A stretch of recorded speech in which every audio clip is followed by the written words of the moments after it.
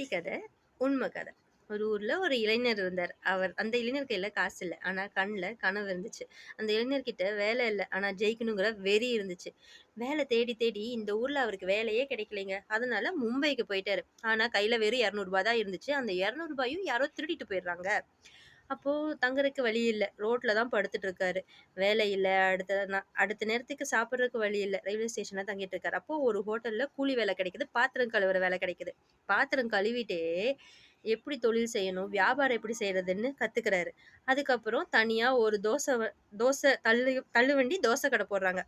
அப்போ எல்லாரும் சிரிக்கிறாங்க. "மும்பைல போய் தோசை கடை போடுறியே" அப்படின்ட்டு. ஆனா இவரோட பேசுற திறமையும், தோசையோட சுவையும் எல்லாத்தையும் இழுக்குதுங்க.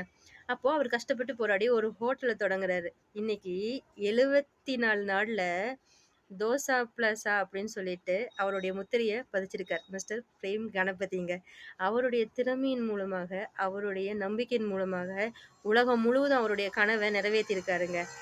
நம்ம இன்னைக்கு தோசைய பார்க்குறப்பலாம் அவருடைய தன்னம்பிக்கை நினைவுக்கு வரணுங்க.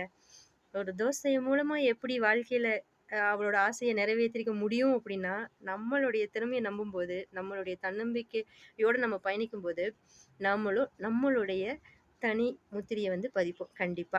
அதனால செல்ஃப் கான்ஃபிடன்ஸ் வேணும். நம்மள நம்பணுங்க.